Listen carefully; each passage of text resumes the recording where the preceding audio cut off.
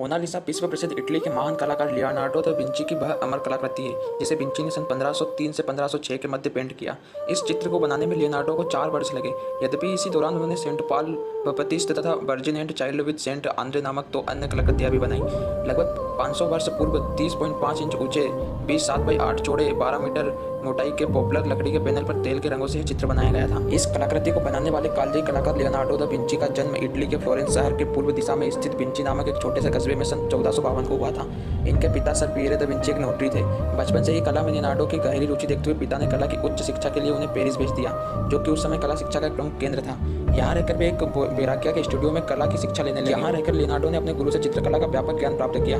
वे इसके बारीकियों से परिचित हुए। शीघ्र ही गुरु ने महसूस किया कि उनका शिष्य उनसे भी कई गुने प्रतिभावान है, अतः गुरु के पास जितना भी ज्ञान था अपने शिष्य विंची को दे दिया। चित्रकला के इस अतिरिक्त इंजीनियरिंग, मानव शरीर संरचना के अध्ययन में भी लियोनार्डो का महारत हासिल थी। राइट बंधुओं के जन्म से सैकड़ों वर्ष पहले जब हवाई जहाज की भी कल्पना मुश्किल थी, तब लियोनार्डो ने हवा में उड़ने वाली मशीन का मॉडल बनाया था। मानव शरीर की जटिल संरचना को समझने के जुनून के चलते लियोनार्डो रात में अंधेरे में कब्रिस्तान से सब खोदकर स्टूडियो में लाकर उसकी चीरफाड़ करते। मानव शरीर के आंतरिक अंगों को काटते हुए उनकी ड्राइंग बनाकर विस्तृत नोट लिखते। ऐतिहासिक रेखाचित्र और टिप्पणियां आज भी सुरक्षित है। यूं तो लियोनार्डो ने अपने जीवन में सैकड़ों चित्र व रेखाचित्र बनाए हैं, जिनमें से कुछ प्रसिद्ध कलाकृतियों के नाम है द लास्ट सपर, मेडोना, इन इत्यादि पर जितनी अधिक ख्याति मोनालिसा नामक कृति को मिली है वह वास्तव में हैरतअंगेज है। सन 1805 तक फ्रांस के शाही कला संग्रह की शोभा रही यह पेंटिंग अब पेरिस के लूप संग्रहालय में प्रदर्शित है।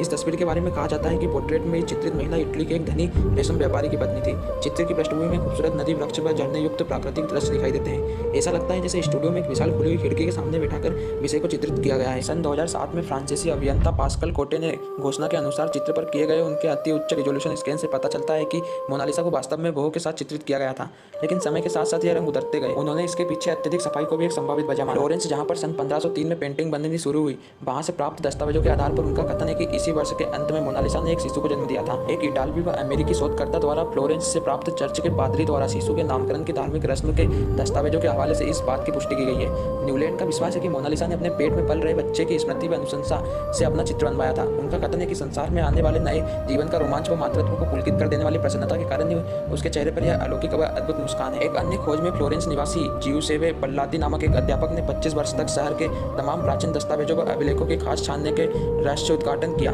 सन 1495 में एक धनी रेशम व्यापारी सर फ्रांसिस्को डेल जगाड़े के साथ लिसा गेरादिनी का विवाह हुआ था। सन 1550 में पुनर्जागरण कालीन कलाकारों के इटली निवासी प्रसिद्ध जीवनी लेखक जार्जियो वसारी द्वारा रेशम व्यापारी की पत्नी लिजा गेरादिनी की तस्वीर को मोनालिसा नाम दिया गया।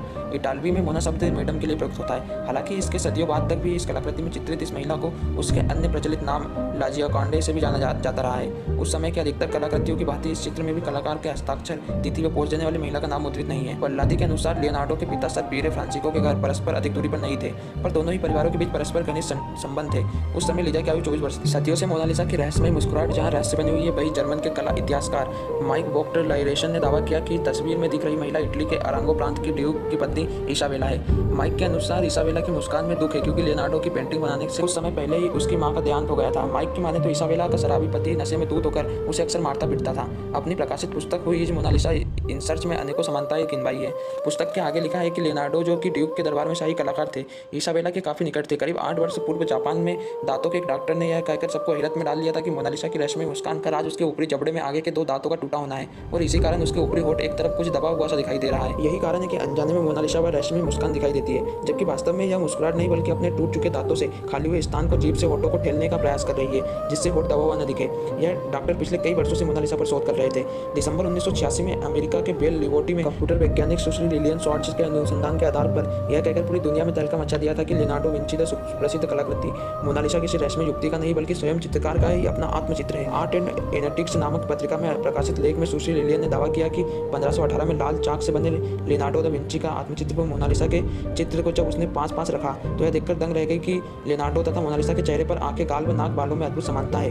कंप्यूटर की मदद से जब मोनालिसा के चेहरे के ऊपर लियोनार्डो के बाल, दाढ़ी व भावे लगाकर देखा गया तो वह पूरी तरह लियोनार्डो में परिवर्तित हो गई। इसके विपरीत लियोनार्डो के चेहरे से यदि दाढ़ी, बाल, मूंछ, भाव आदि हटा दी जाए तो लियोनार्डो मोनालिसा में बदल जाते हैं। शॉर्ट का कथन है कि लियोनार्डो ने मोनालिसा के रूप में स्वयं का नारी चित्रण किया है। उन्होंने इसके पीछे एक कलाकार का समलैंगिक होना प्रमुख कारण बताया है। इस बात की प्रबल संभावना है कि विंची समलैंगिक हो और उभयलिंगी विषयों को कलाकृति में ढालने की रुचि रखते हो तथा अपनी इस प्रवृत्ति के चलते स्वयं को नारी के रूप में चित्रित किया और उसे मोनालिसा नाम दे दिया गया। अगर आपको वीडियो पसंद आई तो वीडियो को लाइक, कमेंट और चैनल को सब्सक्राइब जरूर कर दे, और आपके इस विषय पर क्या विचार है कमेंट बॉक्स में जरूर व्यक्त करें।